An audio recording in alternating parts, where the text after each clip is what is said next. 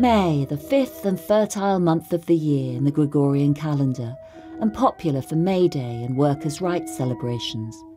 For our poets, including Milton, Longfellow, Hopkins and Van Goethe, much else is on their minds, and it is of course beautifully expressed. Among our readers are Richard Midgley and Gisela Rowe.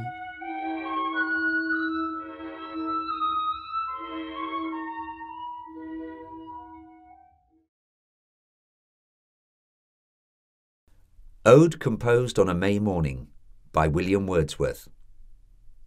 While from the purpling east departs the star that led the dawn, blithe Flora from her couch upstarts, for May is on the lawn.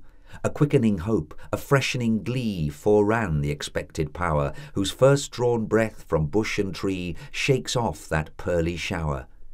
All nature welcomes her, whose sway tempers the year's extremes, who scattereth lustres o'er noonday, like morning's dewy gleams, while mellow warble, sprightly trill the tremulous heart excite, and hums the balmy air to still the balance of delight.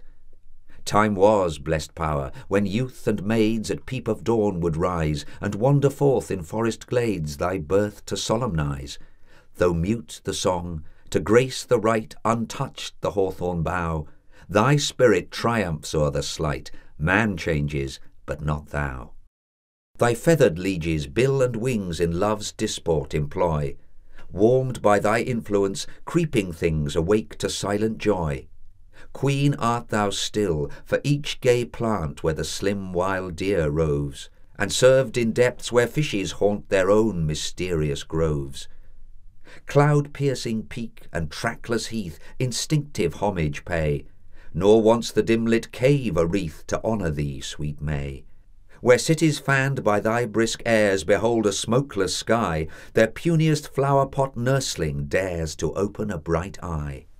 And if on this thy natal morn the pole from which thy name hath not departed stands forlorn of song and dance and game, still from the village green a vow aspires to thee addressed, wherever peace is on the brow or love within the breast.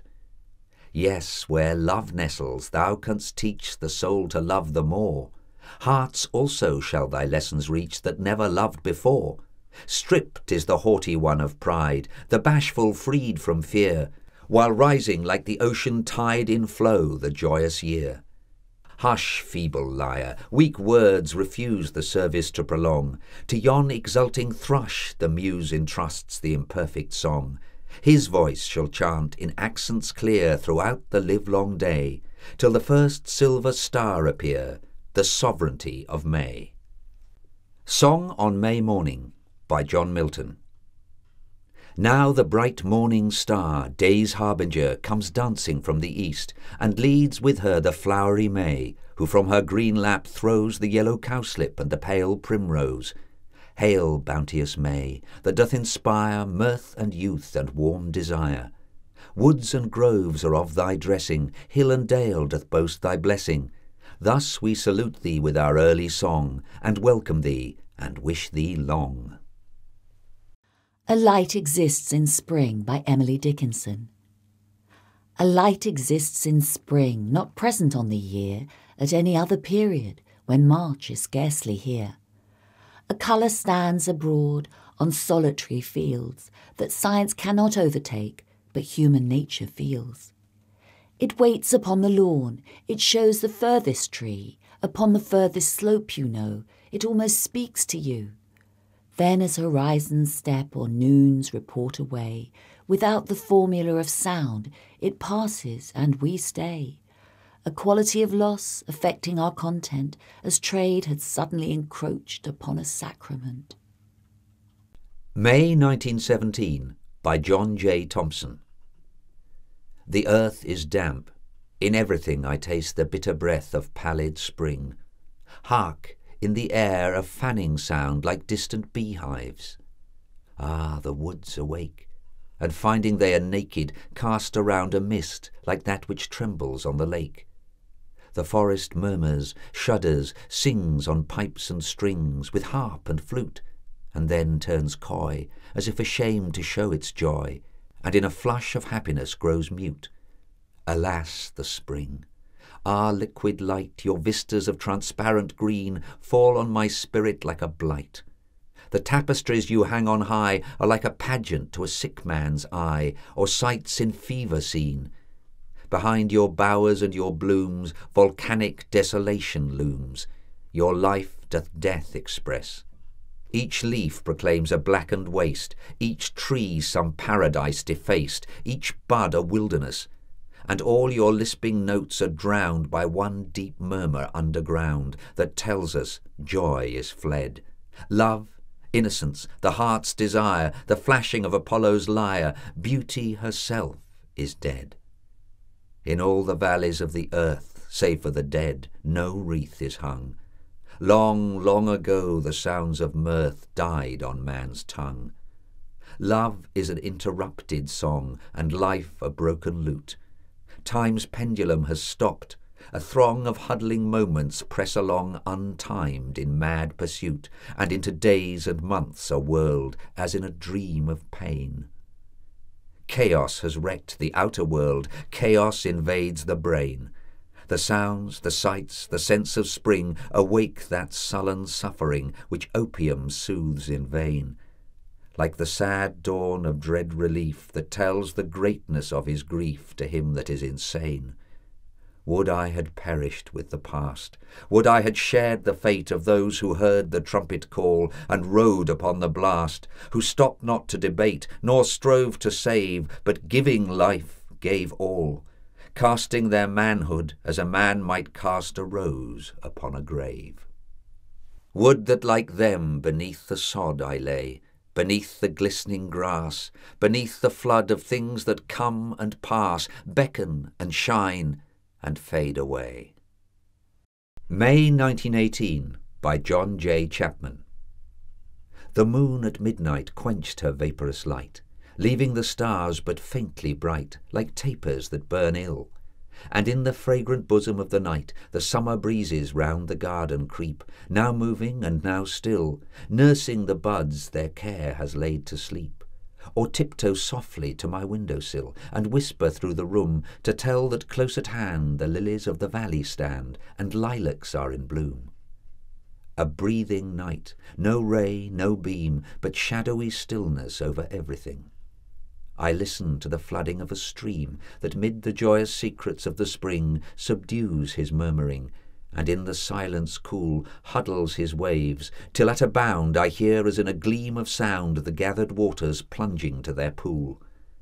Once more the silence, then the sound again. I cannot say how long I stood and listened to that velvet flood. Perhaps the stream poured lethe on my brain, displaced the stars, for in their train I saw the French cathedrals looming by, like citadels that beaconed on the night, or swinging urns that scattered golden light in the surrounding sky. Chartres, Beauvais, Rouen. I could mark each Gothic lantern of the mind that, kindling in the ages dark, rose, flamed, and left behind the sacred shell of a mysterious ark, the treasure and the solace of mankind. Voices they have, a language of their own that floats in arches, domes, and spires, and many a traveller and pilgrim young, wandering unconscious and alone, has heard the accents of the ancient choirs still echoing in their avenues of stone, from men who wrought and dreamed and sung, and fought and prayed in that forgotten tongue. Again my eyes upon the night were turned. The central darkness bloomed, and robed in state, while her great works about her burned, sat France enthroned and incoronate. But ah, the vision fades, a sky of lead has drunk the apparition. In such pain as breaks the rest of one whose love is dead, I wake to greet the vacant world again. The garden is a blank. Unquiet birds are warbling gently in the rain. Sweet are their voices, desolate the words that from their little throats they pour, chanting like choristers a requiem. Beauvais and Chartres and Rouen yet remain, Rheims is no more, and Amiens is fading like thy dream.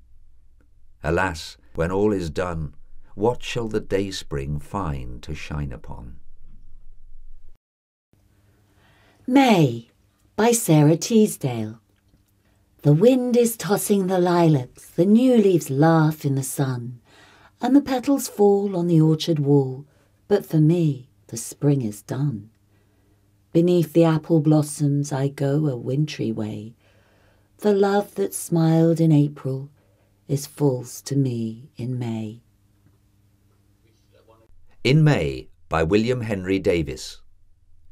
Yes, I will spend the livelong day with nature in this month of May, and sit beneath the trees and share my bread with birds whose homes are there, while cows lie down to eat, and sheep stand to their necks in grass so deep, while birds do sing with all their might, as though they felt the earth in flight. This is the hour I dreamed of when I sat surrounded by poor men, and thought of how the Arabs sat alone at evening, gazing at the stars that bubbled in clear skies, and of young dreamers, when their eyes enjoyed methought a precious boon in the adventures of the moon, whose light behind the clouds' dark bars searched for her stolen flocks of stars. When I, hemmed in by wrecks of men, thought of some lonely cottage then, full of sweet books, and miles of sea with passing ships in front of me, and having on the other hand a flowery, green, bird-singing land.